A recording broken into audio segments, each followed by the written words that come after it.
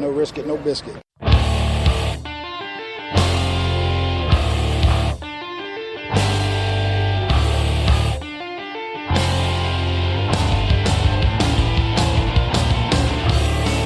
Arizona Cardinals fans, do you see red? Are you part of the Red Sea? Then you are listening to the show for you. A podcast for Cardinals fans, by Cardinals fans, with outsider and insider perspectives. It's time to rise up and see red. Hello, Arizona Cardinals fans, and welcome to the latest edition of the Rise Up See Red podcast. I'm your host, Jess from CardsWire.com, the NFL Wire site for USA Today. And my co-host, Seth Cox, is with us. He is from RevengeOfTheBirds.com, SB Nation's NFL site for the Arizona Cardinals, and also the host of the NFL Draft Breakdown podcast. There was a bye week, Seth, and so we don't have any real lamenting or celebrating to discuss this show, but we certainly do have a lot to discuss on this show, don't we? We do, and I would actually disagree. The lamenting happened all day on Sunday as Deshaun Watson threw for over 400 yards against the Seattle Seahawks, and Cardinals fans were mad online on Twitter on Sunday during the game, and I even wrote about it because I thought I got a kick out of it. Like, you got leapt for a quarterback. That it happens. Like, you can't do anything about it. Right. You know, and not only that, and we haven't even seen Patrick Mahomes, who kind of looks like he could be all sorts of fun as well. So Cardinals fans, get used to what if. Although, what can you blame? Because Houston gave up a lot. I mean, Houston moved up. What are you going to do? Houston moved up. But this show, we're going to be talking about a lot of stuff that are going on. In fact, we're recording on a Tuesday night. A lot happened on a Tuesday in terms of injury news for the Arizona Cardinals. Some new timelines being set that, don't look as positive as they did before. So we're going to talk about kind of the outlook for the rest of the season, the injury news. The trade deadline passed, and this trade deadline seemed like, an NBA trade deadline or an MLB trade deadline. It was very busy, and it was big names that were moving around as well. So we'll talk about some of the trades that happened around the West, happened around the NFC, what might have happened with the Cardinals, or what we would have liked to have seen the Cardinals do. We'll talk about, can the Cardinals fix things moving forward, looking for the rest of the season. Then we look ahead to the 49ers, a game that admittedly I have a little bit of trepidation for, sort of, but we'll talk about that. So let's go ahead and get started. Injury news. It's not good. If you remember, it wasn't all that long ago when the Cardinals were talking about and I actually wrote about it myself on CardsWire.com. I wrote about it because there was this doctor who, former NFL team doctor, believed that a Thanksgiving return was more than reasonable to expect from both Carson Palmer and David Johnson, but things are different. Bruce Arians said on Tuesday, on the first day back from the bye, that Palmer's timeline is 8 to 10 weeks. They thought it was 8 weeks. He said 8 weeks. He said 8 to 10 weeks originally. Palmer and his doc thought it would be more like 6 weeks, but after surgery, it discovers it's 8 to 10 weeks, which means anywhere between week 16 or not at all during the season. Bruce Arians also said, you have to talk to doctors, it might have to change, but I doubt it in terms of seeing TJ Logan and David Johnson return. We could play with the language and the words that were actually said, but it appears unlikely now that Cardinals fans will get to see the team's two best players in David Johnson or Carson Palmer. So what is this a surprise to you? Was this new for you? Or what was your reaction to those news today?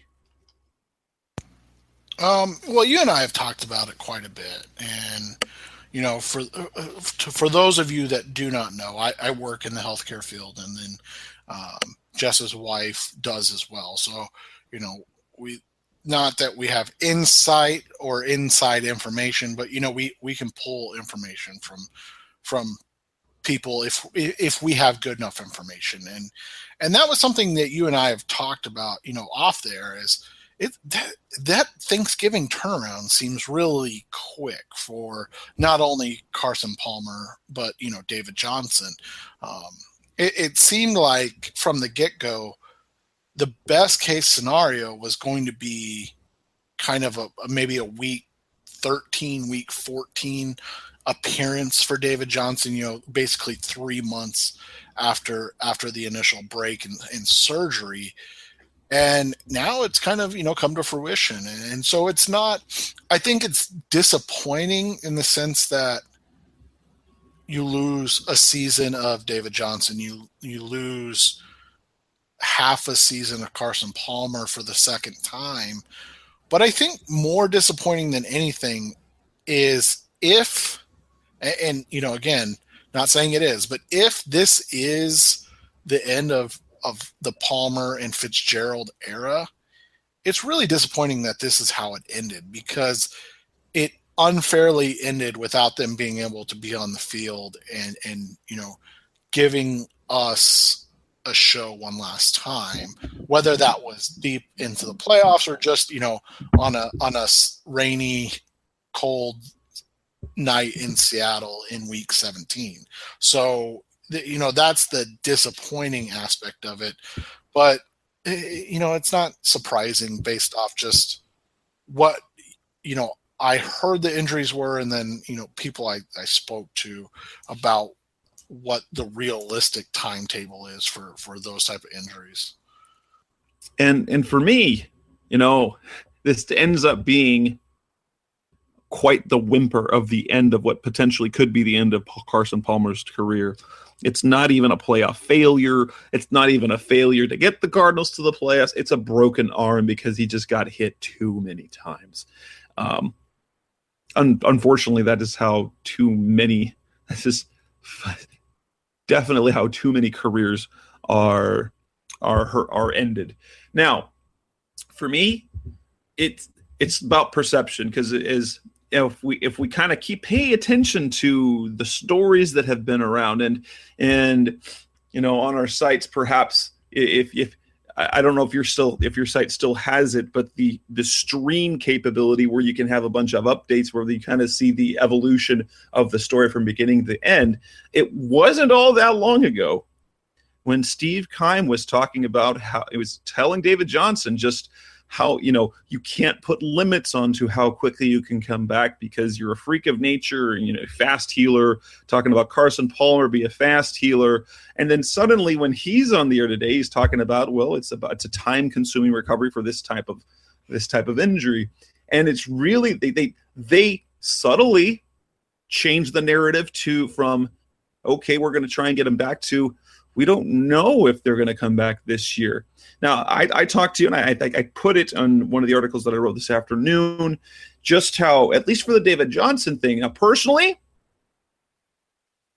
there is something very valuable to having Johnson come back and get at least 1 or 2 games under his belt. He doesn't have to play 4 or 5 games, but at least get back on the field with game action before the season ends, because of the effect that can have on a player psychologically, having a season end and then going into the offseason not having finished a season. David Johnson didn't finish last season. Now, granted, he got hurt in the final game. He got hurt this year.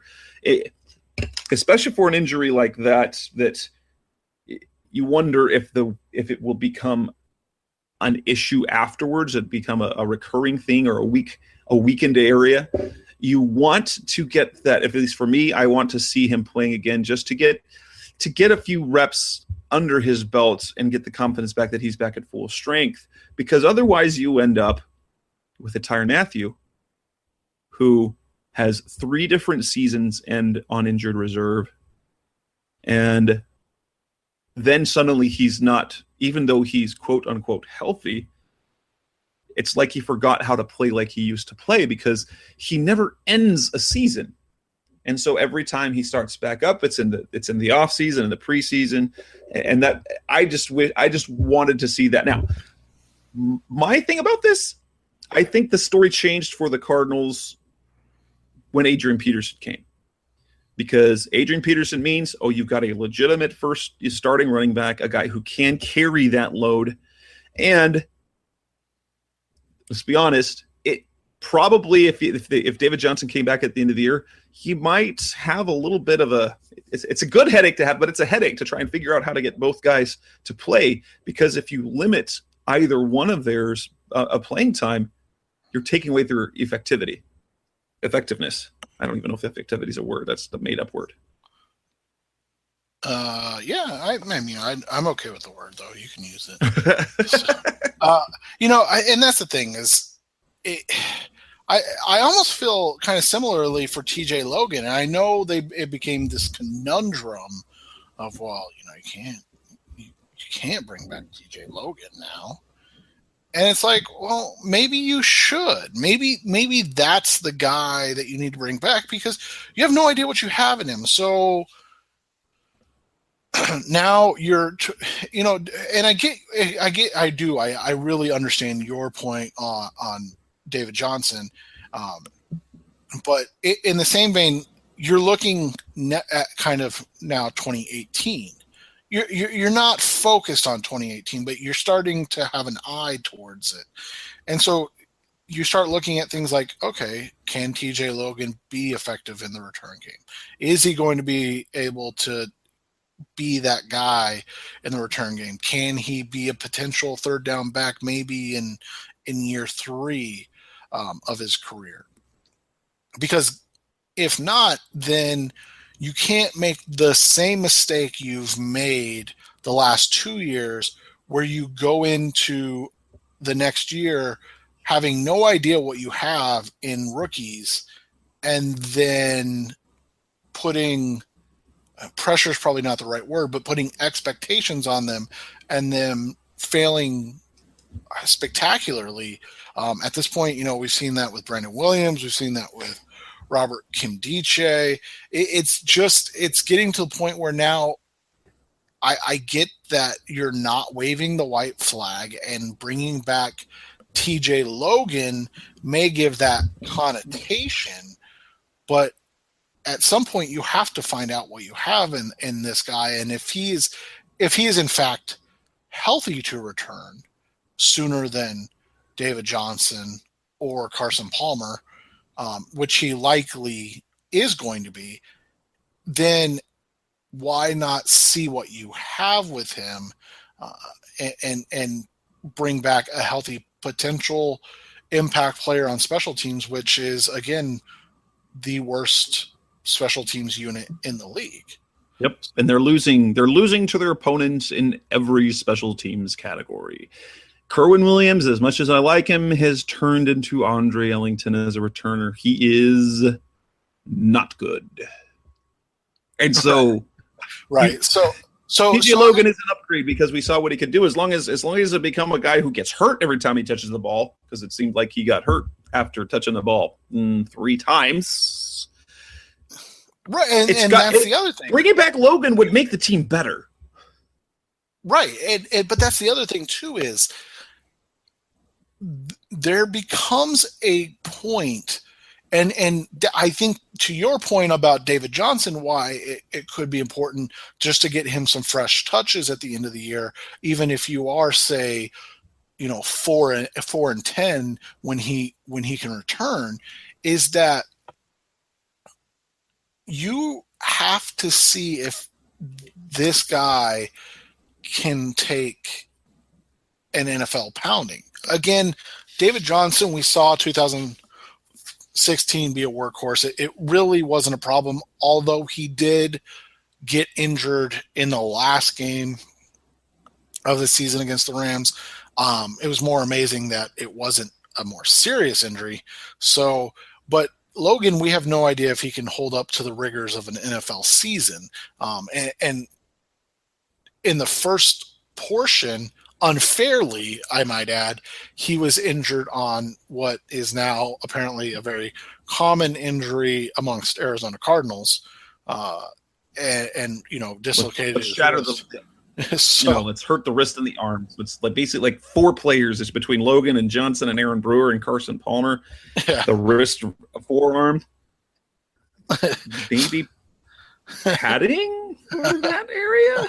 I don't know. So, but yeah, so like again, you need to know what you have. You know what you have in Carson Palmer. For me, unless he comes to you and says, "I'm not coming back in 2018. This injury is the last straw. But if I'm healthy, I would like to end my career on the field, not being, and I know he wasn't carted off, but being carted off the field. So unless that happens, I don't need to see Palmer. We already know what he is. So maybe you make a decision, but in the same way, I mean, if the Cardinals are at 7-7, and I have no doubt in my mind that Carson Palmer is the best option at quarterback. But if the Cardinals are at 7-7, if they're at 4-3 on the second half of the season, and Palmer's eligible to come off, are you really going to want to like change that mojo up and go back to the Carson Palmer led offense that was abysmal to start this year? Like, would that make sense in the same way? So, there's a lot of questions, but yeah, I think, and I told you this off the air, I think the other thing is this. It's a good ploy in the sense that if they are 4-10, when these guys are eligible to, or healthy enough to come off the injured list, it's much easier to go, we're going to pack them in for 2018 and not worry about it, than it is to go, oh, they're healthy. They probably could help us win one or two of our last games, but we're not going to bring them back because we want to save them for 28. Like, it's much easier just to say, oh, well, we've already shelved them for the year type of idea. So that made sense too. Yeah. So you mentioned it, and it wasn't only you that made this observation, but there are people who said when Bruce Arians addressed the media that it sounded like he was starting to look to 2018. I personally didn't get that vibe when I watched the video replay. It seemed more that because it's coming off the bye week, so we had an extra day to talk to the media. Normally he doesn't talk to the media on Tuesday because the day's off. So it was after practice, and was like he didn't want to give up too much information because apparently he can't help but give up information that I don't know. But that's what I felt. But some people felt that what he said almost was giving up on the rest of this year. Do you think that they're packing it in? Do you think they are, that they know that they're done and they're looking for, they're not tanking, but they kind of they're kind of resigned themselves to the result? I think it's this weird kind of nod of, look, we're not tanking. We expect everybody to play hard, but we don't feel super confident about the last 9 games of the season. You wrote about it the other day. They have one of the hardest back 9 schedules, just back half of the season schedules in the NFL. I mean, ridiculous. Nobody, with the exception, I mean, they've got a couple people losing schedule, but basically 7 of the 9 teams that they face are either in doing well or very much in the mix. I mean, you've got the 49ers this week, they're winless. You've got the New York Giants Christmas Eve, and they're, who knows what the world will be that them, but they're bad right now. You have a 3-4 Houston team, but they're better than a 3-4 team. You've got a 3-4 Redskins team. They're probably a little bit better than 3-4, but all of them will be right there in their division races. So it's not like there are no cupcakes left after San Francisco, except for maybe New York. And New York isn't necessarily a cupcake. No, it doesn't. And you could be at a weird juncture with them. So where they are, trying to figure out things and trying to, kind of get ready for next year as well. So there's always the unknown. All of a sudden, what looked like the, easier part is not the right word, but what looked like the more favorable stretch of games, Jacksonville, Tennessee, that stretch, all of a sudden that looks really daunting.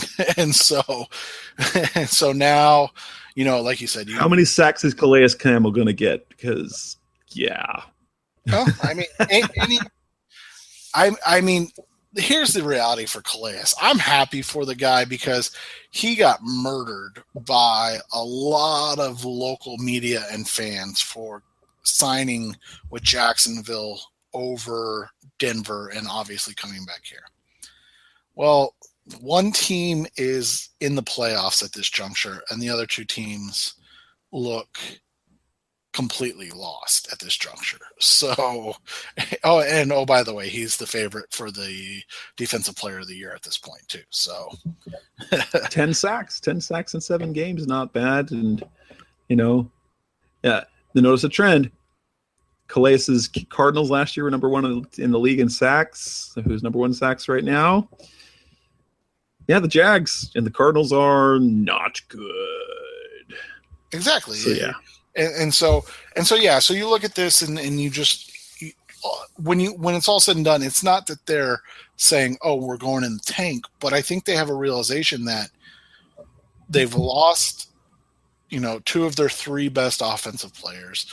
Their offensive line did not do what they expected it to do, and their defense, which we'll get to, has basically fallen off a cliff and is now one of the worst units in football. And for me, I don't see this as a team that's given up, but I think this isn't a team you could say they're packing in because the team's old. These are all veterans and smart, but here's the thing. Basically, they know I think this is a team, and I believe this is a team talent-wise that can win games and should win games even with Drew Stanton starting.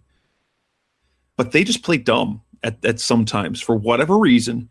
They just need to play better. They need to play better on special teams. They need to play better on defense. And Drew Stanton just has to be not bad. And they can win games. We're not. They don't have the cushion that they had in 2014. But because of how the NFC is, I think they can be competitive on down the stretch to come down the last couple of games.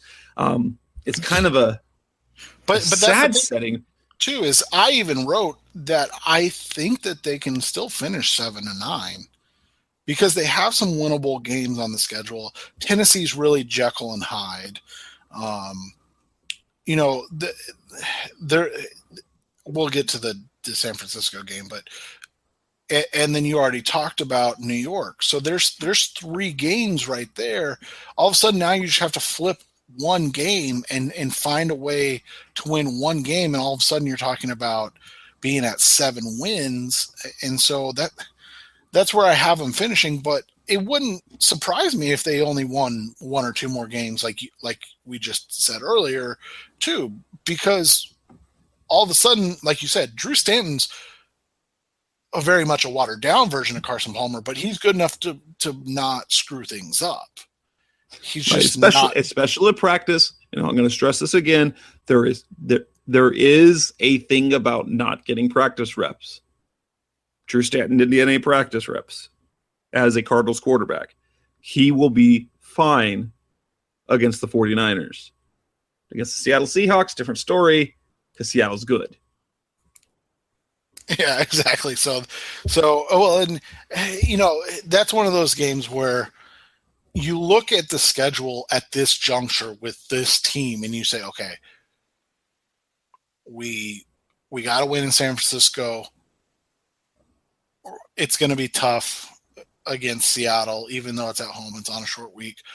And then we get a chance against Houston. Like, we need to figure out a way to win 2 of those games. And it's not going to happen against Seattle likely as constructed right now. So, but in the end, I don't think they're giving up, and I don't say that at all, but I do think it was kind of this nod to, this may be us looking at 2018 as opposed to, when we're in our playoff stretch come late December, we're going to bring our guys back. That'll wrap up this first section of Rise Up See Red. When we come back, next segment, we will talk about the trades all over the NFC West and the NFC and the trades that didn't happen for the Cardinals. That's coming up next on Rise Up See Red. Some brands offer you low finance, or cashback, or servicing. Renault don't do ors. We do ands. The Renault Kadjar with 1.91% APR and €1,000 cashback and 3 years servicing, saving you thousands. Renault, the brand with the ands. Visit your local Renault dealer.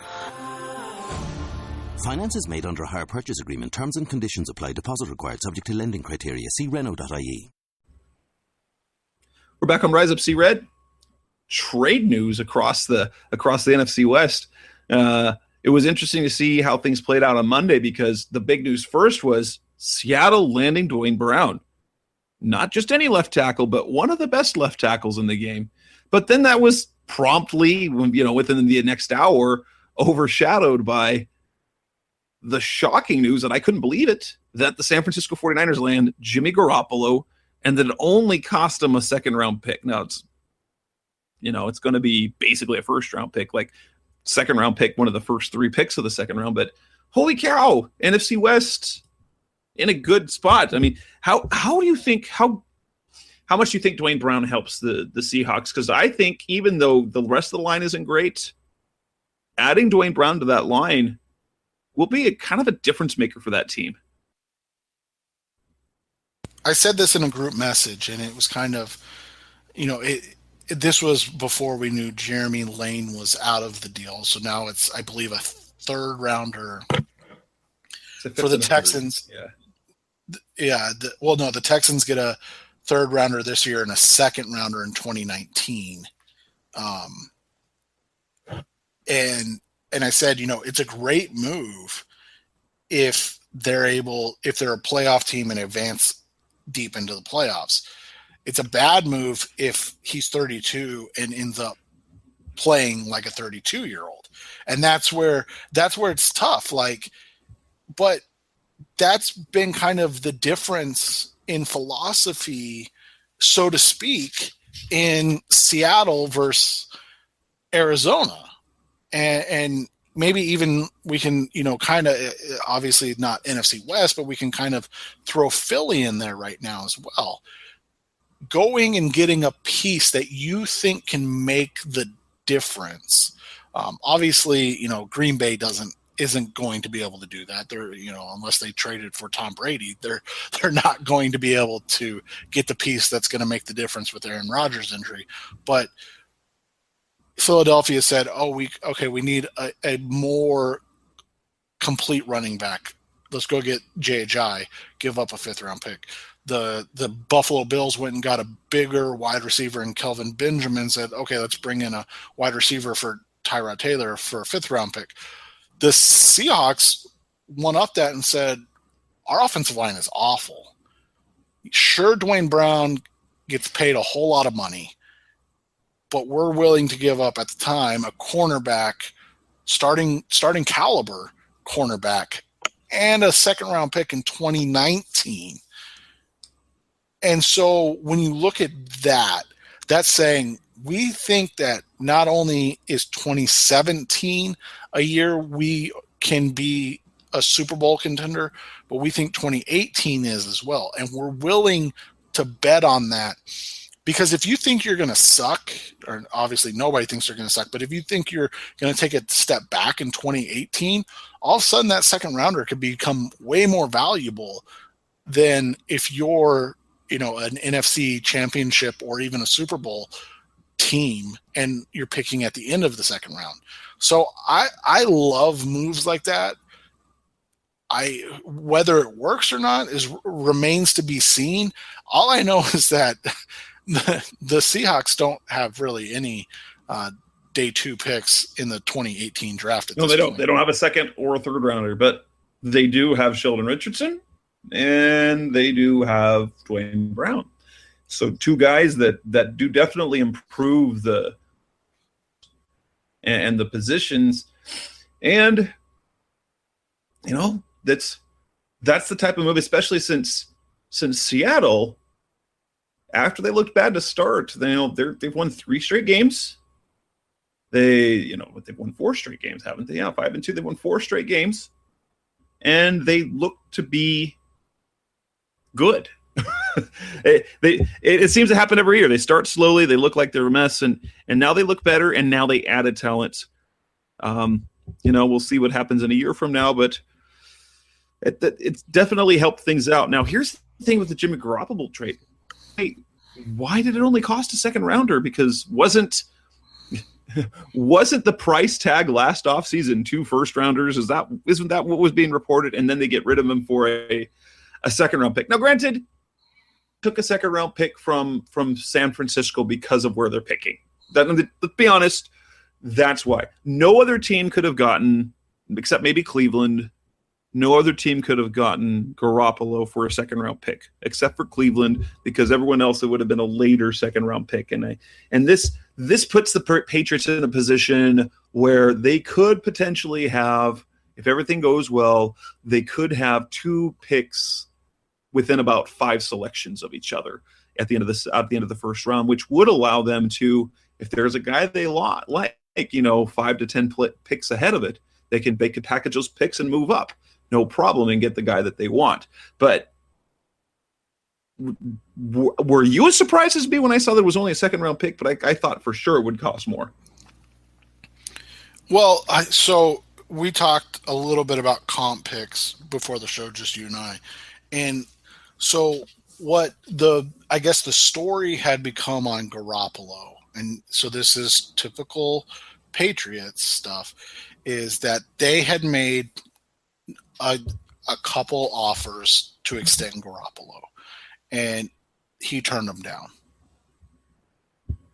And so then it became, okay, do we franchise him? Can we really pay Jimmy Garoppolo $26 million or whatever the franchise tag would be for the quarterback at this point, more than Tom Brady? And 2, can you absorb 2 of those hits? And then the other one was, if we do franchise him, I think it's the transition tag or whatever that can allow another team to sign him, but they have to give up 2 first-round picks. Would any team be willing to match that or sign him away for that? They answered no to all those questions, so it became much like Chandler Jones. Okay, we know he's walking away in the 2018 offseason. We know that the highest comp pick we can receive is a 3rd rounder, which is basically a 4th rounder. So, okay, let's get a 2nd rounder. And in the end, they ended up getting, a very early, like as you just said, a very early 2nd rounder. Basically, they can take the 30th, 31st, 32nd pick, whatever they end up with in the first round this year, and package that with the likely 33rd or 34th pick in the draft, and now move up and go get player X that they want, probably in the top, or in between 18 and wherever they want to go with that. So it made sense in that way when all the information came out. What didn't make sense, and I still don't believe it, what didn't make sense was that allegedly the Cleveland Browns were going to trade a 2nd and 3rd round pick for A.J. McCarron, and the Bengals allegedly bungled the trade papers and sent in the wrong trade papers with only the Bengals signature, not the papers that the Browns had sent to the Bengals that were signed by the Browns. Oh. So that doesn't make sense. How is A.J. McCarron? So in that way, I would have been like, how did San Francisco get away with giving up only a 2nd round pick when the Browns gave up a 2nd and a 3rd? So, but yeah, I mean, in all that, well, it's very Browns of them after all. They didn't like Carson Wentz, Deshaun Watson. No, they didn't like Carson. They didn't like Carson Wentz. They didn't like Deshaun Watson, and so yeah. So let's not do Jimmy G, and let's go for A.J. McCarron, who and pay even more. But here's the other thing, and this is, Kyle Odegaard tweeted this, and I'm always in agreement with this, especially with quarterbacks that have never really played. Brock Osweiler, I felt this way about Kevin Kolb. when you make trades like this, and I saw a lot of Cardinals fans kind of belaboring the idea that the Cardinals wouldn't make this deal. So even if New England would have accepted a likely worse second-round pick in the Cardinals pick than the 49ers, you have to remember that comes with an expectation of a $16 to $20 million a year contract extension. So were the Cardinals really going to give Jimmy Garoppolo a 5-year, $80 million, $45 million guaranteed contract and a second-round pick? So that's what it comes down to. The 49ers feel strongly enough that they're going to do that. Like, I've seen people say, oh, they may not re-sign him. If they don't re-sign him, then this is one of the worst trades in NFL history. Whether or not he works out it doesn't matter. You can't trade a guy, not play him in his first game then. Now you're talking about only getting 7 games out of him and then let him go, and you gave up the 33rd or 34th pick in the draft for that. That would be one of the biggest botches I've ever seen. So he's, the 49ers are basically all in on Garoppolo at this point. And so I ask you, because we're not just guys that write about the team, we're actual fans. So as a fan, would you have been okay with giving up a second-round pick and a 5-year, $80 million contract to Jimmy Garoppolo? Was basically did it before with Kevin Kolb, and lots of people, and a lot of people liked it because it cost him a second-round pick and Dominic Rodgers-Cromartie and a hefty contract. I mean, it wasn't to the tune of $16 to $20 million a year, but I think it was 14. No, yeah, it was 14, wasn't it at that point, or was it? It was it? I don't remember what the contract was at all. I think it was like, but it was Aaron Rodgers-ish. Well, I think it was, and Aaron Rodgers was on a really good contract at the time, but it was something crazy. It was something very pricey, and no one really batted an eye. I mean, there were definitely some people who were against it, who didn't like it, but for the most part, getting Kevin Kolb until he got hurt 80 times. Yeah, it was 5 years, $64 million. So we're talking basically another $16 million at this point. Yeah, I mean, but here's the thing: the one thing that I took away from this is what have the Cardinals become now? Jimmy Garoppolo will be the answer, but look at the situations that each of the teams in the NFC West now has at quarterback. Seattle has a star in Russell Wilson. He's 28 years old, in the prime of his career. They've already won a Super Bowl, been to another one. They know what they have. They are great at quarterback. The Rams have a very young, 22-year-old Jared Goff, who suddenly looks like he could be the answer for the next decade. And now the 49ers land a Jimmy Garoppolo, who, by all accounts, appears to be a good quarterback, at least a good quarterback, now entering the prime of his career with a coach who knows how to have productive quarterbacks. And then you got the Cardinals with Carson Palmer and Drew Stanton, both over 30. Carl Palmer's turning 32. And then you have your developmental hopeful, maybe we'll see what happens in Blaine Gabbert. The Cardinals are suddenly that team, the one team who now they have the worst quarterback situation, assuming Palmer leaves. Now, if Palmer comes back, you still probably think might be the worst quarterback situation because it's a year-to-year affair. The Cardinals are back where they were just a few years ago. They are, and that was the interesting aspect of it. And I've said this 100 times. I don't have to agree with the quarterbacks that it's happening with. Jimmy Garoppolo, obviously, I don't agree with the trade and big contract he's going to get. I didn't agree with what the Rams did to go get Jared Goff, but teams are at least putting themselves out there and putting their money where their mouth is to go get, quote unquote, their guy to be their quarterback. And we've seen that in two teams now in the NFC West, where let's just call it what it is. The Seahawks got extremely lucky. I think they lucked out. Getting, after all, they did. Remember, they did this before when they signed Matt Flynn. Right. So they had done the Jimmy Garoppolo and whatever Kevin route Cobb, you want to call it, Kevin Cobb, and they got Matt Flynn, and then Russell Wilson was just really good. Right. And so when you look at it, at least these teams are going to get their guy.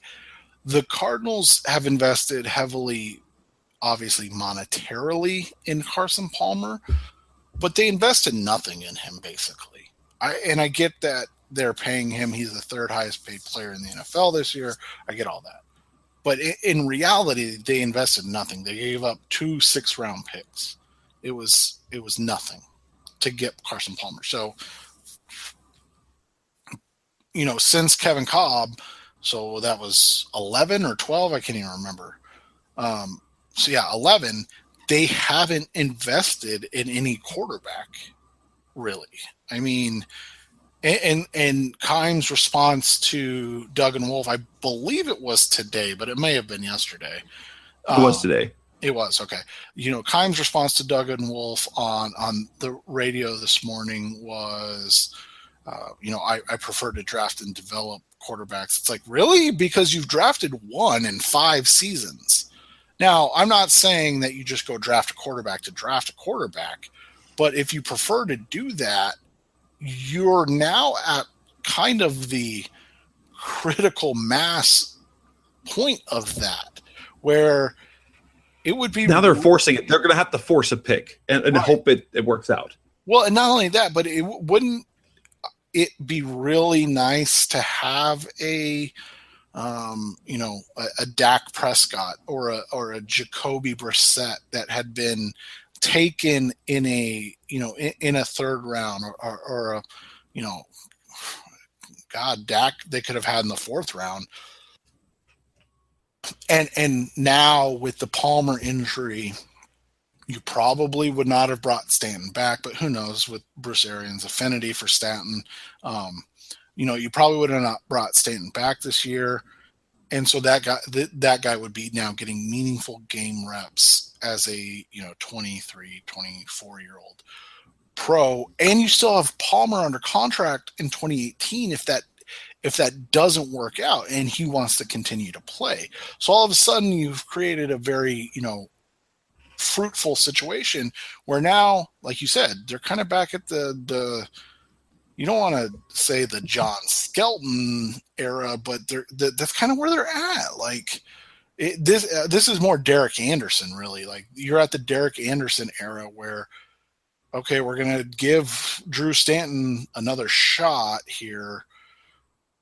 We have Blaine Gabbert. We have this young guy, i.e. John Skelton. We have this young guy that we like, not good, not enough to actually like put him on the active game day roster or anything, but we like him.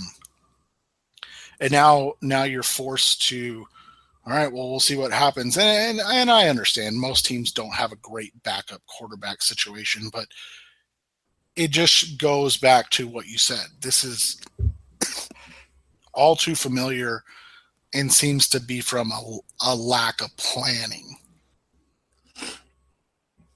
And that'll wrap up the talk of trades in the NFC West and the Cardinals. Let's talk briefly about some of the scenarios.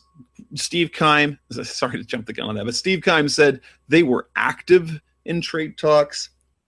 Nothing actually happened. You talked to me on off the air about some trades that would have made sense. Aside from the fact that the Cardinals don't really have any tradable assets. I mean, Blaine Gabbert, and you can't even really consider him tradable at this point because he's done nothing in his career. You don't even know. And you realize nobody so it's not like he's done anything to change anybody's mind other than play pretty well against second and third stringers in the preseason, but he was a guy that nobody wanted. He was a guy they signed up off the street. So Blaine Gabbert, you could say you could trade, but no one's going to trade for Blaine Gabbert. Who were a couple of players that you thought were possibilities? Well, and I wouldn't say like you were going to go out and trade them and you're going to get a third-round pick, but if you just look around the NFL, like a couple of trades that would have made sense to me would have been guys that are on the last year of their contracts and don't appear to be guys that are going to earn comp picks after this year. And so take a flyer and see if you can trade Justin Bethel, who's now kind of, it looks like, been relegated back to special teams role. See if you can get a 6th-round pick for him just to get something, because, is he going to get a 6th-round pick worthy contract? I don't think he's going to get $5 million a year. So probably not. And so you're not going to get anything when he walks after this year. And I mean, do you see any scenario where Justin Bethel's back after this year? That would be really hard to do. Unless they saw his role changing and they decided to move. They decided to move Tyrann Mathieu and move him to the slot, because I think, we talked about in what I think was the last show. Well, what if they set down Tyrann Mathieu? I mean, that would be really tough, but it might be better on the field because he played well in the slot. Bruce Arians said it might be the place for him. But no, I mean, unless they make a change in their defensive philosophy, I don't think you can go back to Justin Bethel. You've started him twice, you've benched him twice, he's been called out, and now you're going with the 34, 35-year-old Tramon Williams who was unemployed. I mean, I don't know. I don't think there's a way you can bring him back, because he's still going to look to want to play cornerback, and he'll probably he'll pull some money somewhere. But I think the bridge is burned here. And so then the other one was John Brown. Again, a guy that the question wasn't whether the Cardinals were going to re-sign him. It was whether they could afford to re-sign him. And he's kind of been just a guy this year in their offense. Maybe that has something to do with the offense. I'm not sure, but is he going to get $5 to $7 million a year? I mean, Tony Jefferson got $9 million, and that was only worth a 4th-round comp. So is he going to get Marcus Cooper money? Like, is he going to get like a 3-year, $15 million deal? And so you might get a 6th-round comp. Go see if you could get the Panthers got a 3rd and a 5th for Kelvin Benjamin. Could you have gotten a 4th for John Brown? And would you have taken a 4th for John Brown? Because if you're not going to bring him back, you're not going to get a 4th-round comp pick. So again, using that kind of Patriots philosophy, if you're not going to bring him back and you're not going to get a good enough comp pick, go see if you can go get just a 4th round. It probably would have had to been like a 5th round with incentivized to a 4th round if he meets X standards. And plus they get it this year instead of next. And that's the thing. They get it in 2018 instead of 2019 because those comp picks don't come back for even a year after that. So exactly. So, those are the two main guys. The one thing I did hear chatter on, and I didn't really dig into it because I didn't see it happening from the Cardinals' perspective, was that there was talk of whether or not Philadelphia would reach out to Arizona for Jared Veldheer. You and I talked about it off the air. For the Cardinals, unless it was like a 3rd rounder, like one of those like, oh, we'll give you a 3rd rounder for Jared Veldheer, which nobody's going to, by the way. You can't make that move because you don't have anybody to replace him. It's not like you have an option to go, hey, let's go throw, rookie 2nd or 3rd round pick that we were kind of redshirting for a year. No, you have John Wetzel. Maybe you move Earl Watford back out to right tackle, or Will Holden, who's been really bad. So those are your options. It's like, and we talked about this at the beginning, you haven't waved the white flag, but if you did something like trade Jared Veldheer, it kind of would have, unless you got, like I said, like a third round pick for him, it kind of would have been signifying like, hey, we're waving the flag, the season's over type thing. I do understand the idea of maybe trading Veldheer because of the idea that you're not probably going to have him back on the roster in 2018, but they have nothing to put at right tackle in his place, and this offensive line has been so bad even with him, and we always say it can't get worse, and then we saw when DJ Humphries and Mike Upati both went down and how much worse it got. So I don't want to see that again with Drew Stanton and Adrian Peterson in the backfield and not Carson Palmer and David Johnson. And then from there, we'll move on to the final segment. So coming up last on Rise Up See, where we're going to look ahead to the San Francisco 49ers. If we're worried or not, 49ers, a winless team facing the Cardinals with Drew Stanton. So we're going to talk about that on the last part of Rise Up See Red. Hey, sports fans, football season's here, and it's time to get in on the action with MyBookie. MyBookie is the industry-leading sports betting website that offers real Vegas odds on football, baseball, and all your favorite sporting events. You can take a side, the total, or even fantasy points props. MyBookie lets you bet online and win big. Did the game already kick off? Don't sweat it. MyBookie has in-game live betting on every major league and event, even esports. There's no better time to join MyBookie than today. Go to MyBookie to open an account and start winning. Use promo code CHAMPION when you register for your account and get a 100% sign-up bonus up to $1,000 on your first deposit. Bet today. Visit MyBookie's website or call 844-866-2387. That's 844-866-2387. Check them out today and use promo code CHAMPION for a 100% bonus. Terms and conditions apply for entertainment purposes only. Void where prohibited.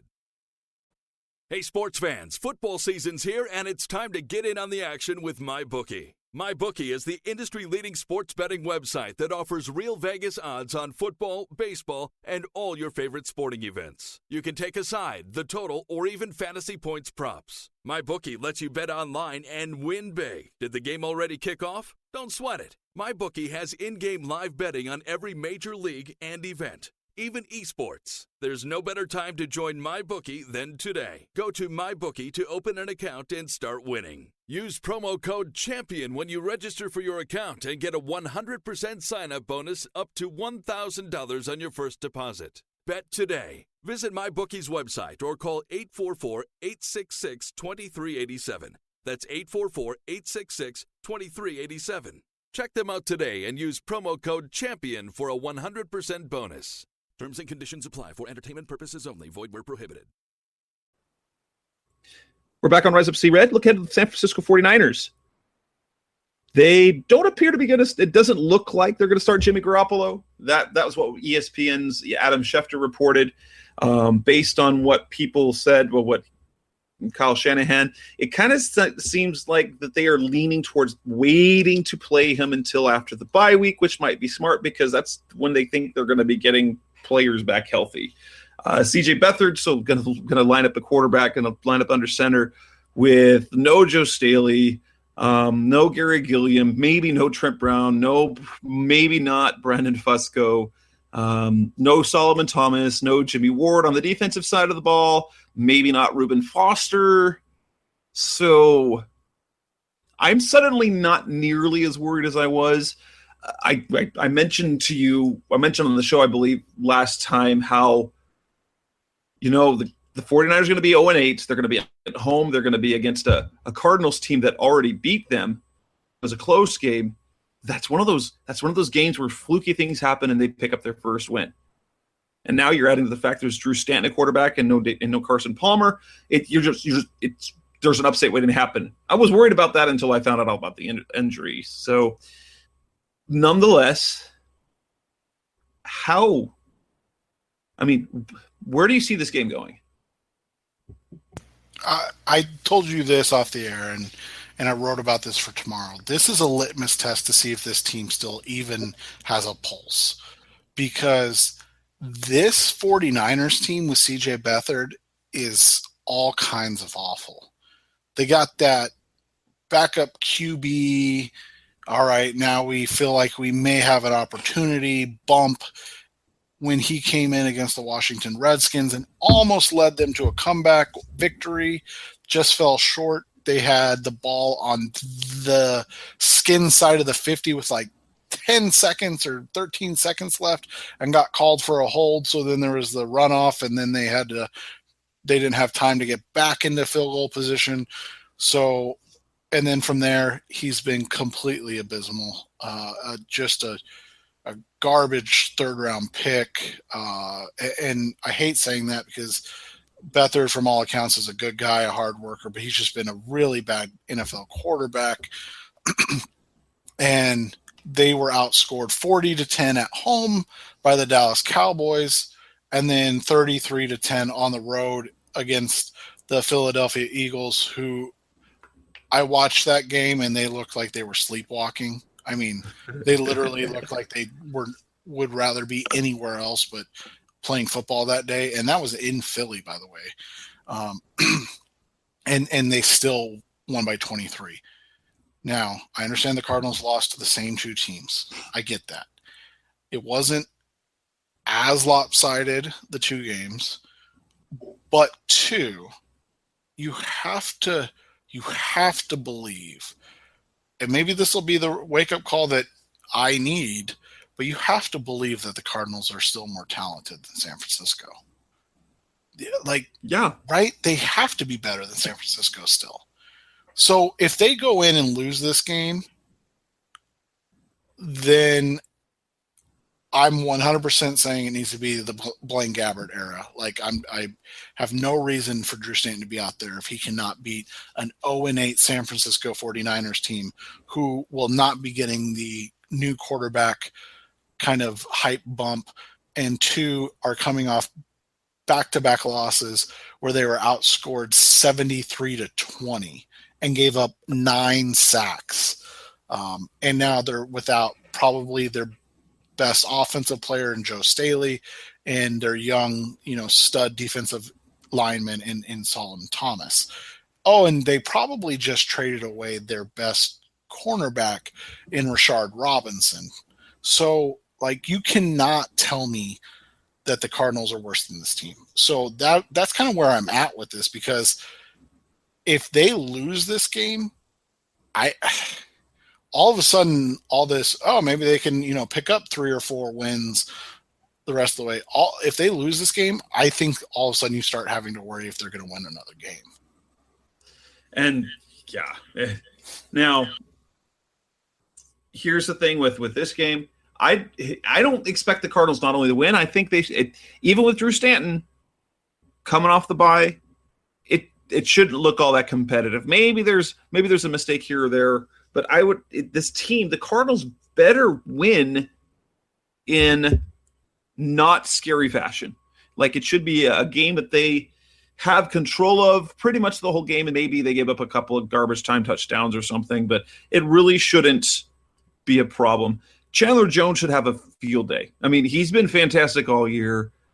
I don't see why he doesn't pick up 2-3 sacks in that game, just simply because, they're going to be throwing out a backup left tackle there. He's the only passers they've got.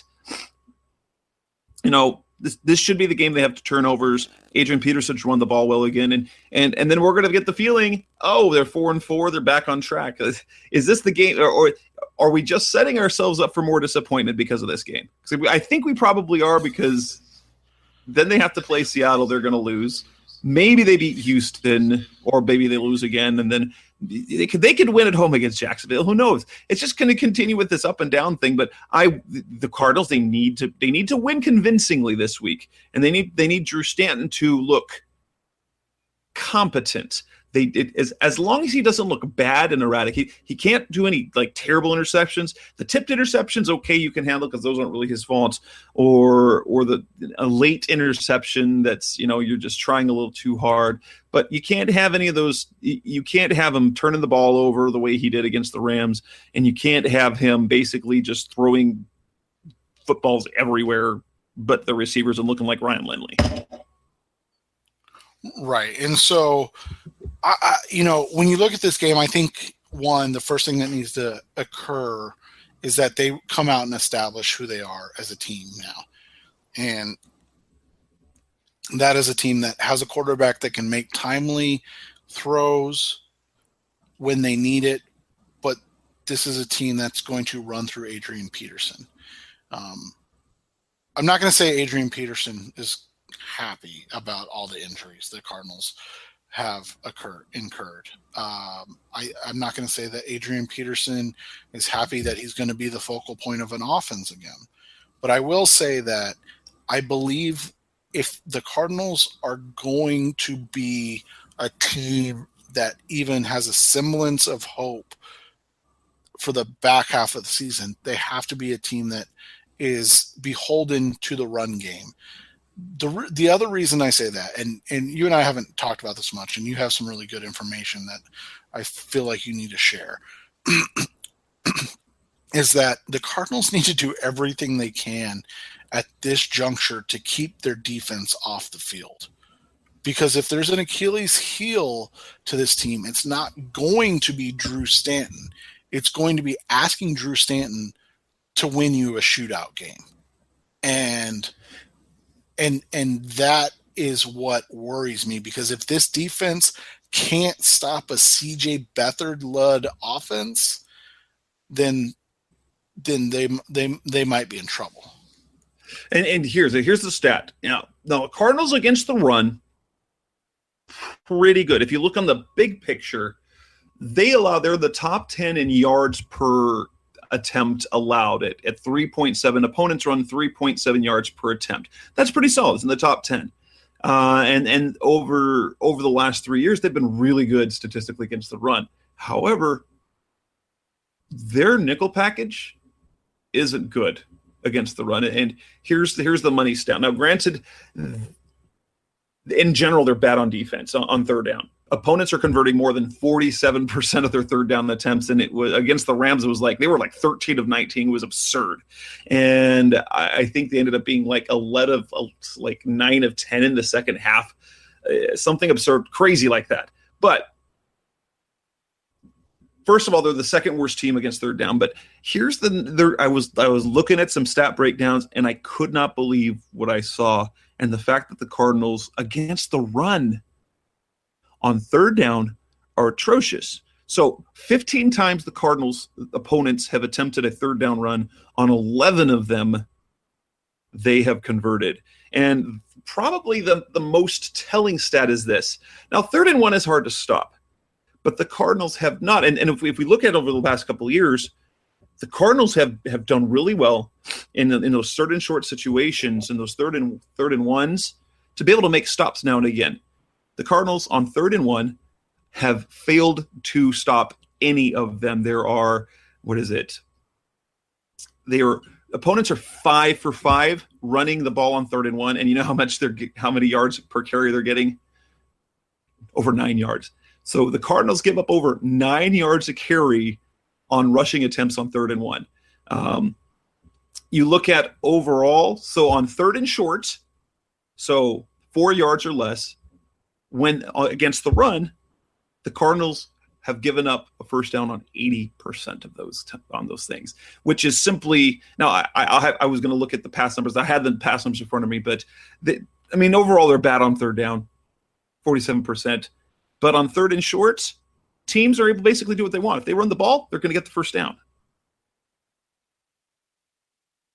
Yeah, and then you add in to the fact that they probably are going to continue to face a lot of 3rd and shorts because they have a really bad pass defense at this point, and so they don't get into a ton of favorable situations when it comes to down and distances on defense. So it goes back to my point of they need Adrian Peterson to find the fountain of youth and become a running back that can carry a team. That's completely unfair to him, by the way. Completely unfair. But that's what they need. And because then they don't have to worry about Drew Stanton being the guy that wins them football games, because at this point, at this juncture, we haven't seen a defense that's good enough to win them a football game. So in the end, it's going to be unlike anything we've seen in the Bruce Arians era. But sometimes you just have to hope and believe that these things will work themselves out more than any kind of X's and O's and ins and outs of things that we can normally espouse on this show, because we just don't know at this point what to expect from this team, because there are so many new and moving parts occurring all kind of at once. And so this week is going to be a great kind of examination of what this team is and who they are. I'm with you. I have a really hard time finding them losing this game. And so, in that same way, they're not gonna put up 30 points in the first half like they did against Tampa Bay. But I could see this being a game where, they win something like 17-7, where their defense does enough and forces CJ Beathard to beat them, and then they take advantage of a bad San Francisco offensive line. They take advantage of a bad receiving corps for the San Francisco 49ers, and they take advantage of a really bad rookie quarterback for the 49ers and win this game. And then, we're on to Seattle, and we come up with a whole new set of problems to try to identify solutions for. and that'll give us a wrap for this edition of the Rise Up Sea Red show. Hopefully when we come back next week, we'll be right on the heels of the Thursday night game that the Cardinals will play against the Seattle Seahawks. Depending on how things play out, it might be 2 weeks from now that we do a show. We'll wait and see, but we'll try and get the show done and listen to before the Seahawks game. Maybe we'll do one a little bit earlier after that. We'll figure that one out. But Cardinals are going to be playing without Carson Palmer for a while, without David Johnson for a while. Hopefully they get a win and then hopefully somehow we can do some magic and actually beat the Seattle Seahawks at home. But on behalf of the Rise Up Sea Red podcast, that's Seth Cox. I'm Jess. You can find this podcast anywhere you can find it. If you listen to an Apple podcast, make sure you subscribe and give us a 5-star rating if you'd like. Stitcher Radio, TuneIn Radio, on RevengeOfTheBirds.com. You can find it CardsWire.com and Blog Talk Radio, and also on Audio Boom. That's Seth Cox. I'm Jess Root. This is the Rise Up Sea Red podcast. Go Cardinals, and we'll talk to you again next week.